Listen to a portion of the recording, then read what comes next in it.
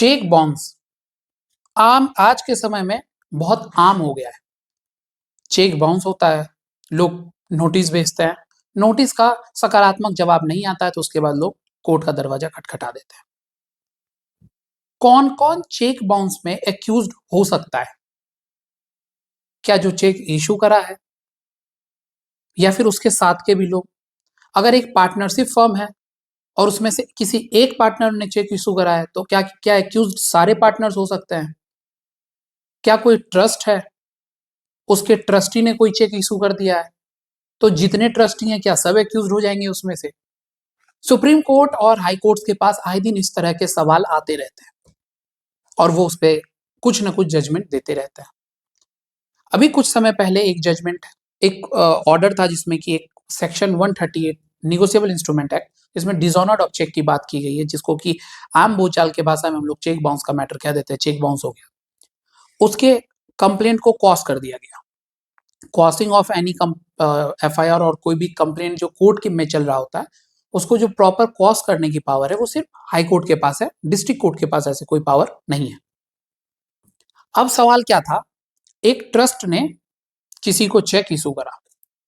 अब सोचिए कि मेरा एक ट्रस्ट है, समझिए इस चीज को, मेरा एक ट्रस्ट है किसी भी XYG नाम से और उसका मैं ट्रस्टी हूं।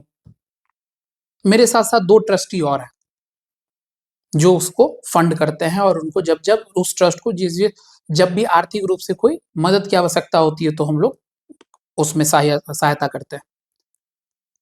अब ट्रस्ट का बैंक अकाउंट है, उस पर ट्रस्टी का साइन होता है, क्योंकि ट्रस्ट जो है वो एक लीगल बॉडी तो हो नहीं सकती है। कोई ट्रस्ट की एक कंपनी लीगल बॉडी तब होता है जब उसको चलाने वाला कोई इंसान हो, उसको कोई रन करवा रहा हो, कोई उसकी रिस्पॉन्सिबिलिटी लेने को तैयार हो, तब हम उसको कहते हैं कि वो एक लीगल एंटिटी है। तो अब उस ट्रस्ट ने किसी को 5 करोड़ रुपए का चेक काट के दिया on the bank account. Bank account था ट्रस्ट के नाम से, XYG, मान लो कि मेरा XYG ट्रस्ट है। अब होता क्या है कि वो चेक बाउंस हो जाता है, डिसऑनर्ड हो जाता है। और रीजन क्या होता है? बेसिकली 5 रीजन से चेक डिसऑनर्ड होता है। इसमें जो रीजन होता है वो होता है इनसफिशिएंट फंड। अब अगर आपको ये लग रहा हो वो 5 रीजन क्या क्या है तो इस पे भी हमने एक वीडियो बनाया है, नीचे डिस्क्रिप्शन में लिंक मिलेगा, आप वहां जाके देख सकते हैं कि एक सेक्शन 138 में कब कब चेक डिसऑनर्ड हो सकता है, कब कब चेक बाउंस हो सकता है। बट उसमें जो कंप्लेनेंट था, उसने जो पार्टी बनाया था वो सिर्फ ट्रस्टी को बनाया था। अब बात समझने वाली है। एज अ सुकांत, मैं सुकांत हूं, मैं किसी ट्रस्ट का ट्रस्टी हूं, उनको हम चेक काट के दे रहे हैं ट्रस्ट के अकाउंट के नाम से। तो एक कंप्लेंट में और ये स्वाभाविक सी बात है कि वो उसके पार्ट नहीं होंगे, ट्रस्ट की तरफ से जो रिप्रेजेंटेटिव है उसका वही जाएगा। बट कंप्लेनेंट ने ट्रस्ट को पार्टी ही नहीं बनाई, सिर्फ ट्रस्टी को पार्टी बना दिया। बैंक अकाउंट है ट्रस्ट के नाम से, उस पर साइन होता है ट्रस्टी का। कोर्ट ने कहा कि आप उनके एंड से कोई दिक्कत नहीं है, आप उसको पार्टी तो बनाओ, बैंक अकाउंट तो ट्रस्ट के नाम से है। 5 करोड़ रुपए का चेक बाउंस का मैटर था। कंप्लेनेंट के just because of one mistake वो उस कंप्लेंट को हाई कोर्ट ने कॉस्ट करने का ऑर्डर दे दिया। केस का जो टाइटल था मैं आपको पढ़ के सुना दे रहा हूं, आप उसको लाइव लॉ या फिर इंडियन कानून कहीं भी पढ़ सकते हैं। शंकर पदम थापा वर्सेस विजय कुमार दिनेश चंद्र अग्रवाल। ठीक है, ये 2025 का ऑर्डर डेट है, 9 अक्टूबर को ही ये ऑर्डर आया है कि ट्रस्टी तो एक्यूज्ड बन सकते हैं, को एक्यूज बन सकते हैं, लेकिन सिर्फ ट्रस्टी एक्यूज नहीं बन सकते अगर ट्रस्ट के एंड से चेक इशू किया गया है। तो अगर कोई कंपनी है, सपोज मेरी एक कंपनी भी चलती है, मैं कंपनी के अकाउंट से कोई चेक काट के देता हूं तो उसके ऑथराइज रिप्रेजेंटेटिव, उसके डायरेक्टर, एज अ पार्टनर या फिर एंटरप्राइजेस जो भी हो, मेरी जो उसमें भूमिका होगी, मैं उसमें को एक्यूज तो बन सकता हूं, लेकिन उस कंपनी का नाम भी एज एक्यूज होना बहुत मैंडेटरी है चेक बाउंस के केस में।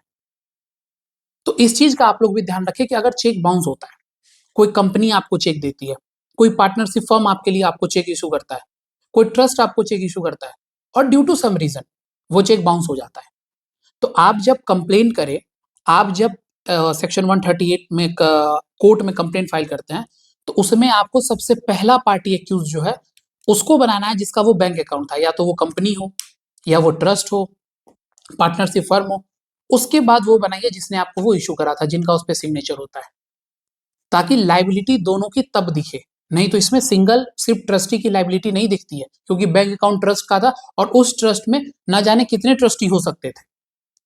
तो ये छोटी छोटी चीज है जो हम कंप्लेंट फाइल करते हैं तो हमें ध्यान रखना होता है और इस चीज को समझना होता है। तो ये मैं आपको बहुत नॉर्मल लैंग्वेज में समझाया हूँ कि हर लोग इतना लीगली नहीं समझ पाते हैं और ना लीगली इतना समझना चाहते हैं।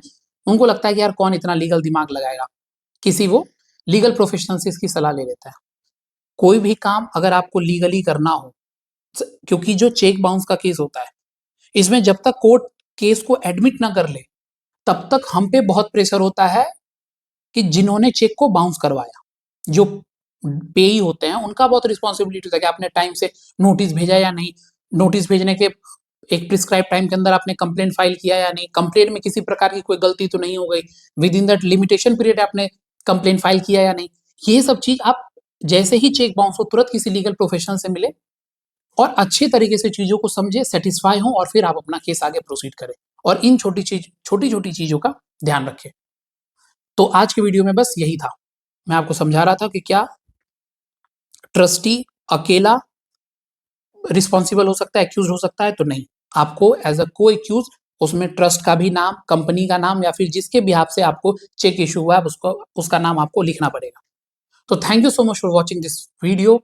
उम्मीद है कि आपको थोड़ा बहुत आइडिया लगता होगा, थोड़ा बहुत लीगली नॉलेज तो मिला ही होगा इससे रिगार्डिंग चेक बाउंस मैटर। तो जाने से पहले चैनल को सब्सक्राइब कर दीजिए, वीडियो को लाइक कर दीजिए और अपने घर परिवार वालों को भी भेजिए, अपने उन रिश्तेदारों को भेजिए जिनका बिजनेस का काम है, जिनके आए दिन चेक बाउंस होते रहते हैं। Thank you so much for watching. Keep supporting Vidhi ज्ञान।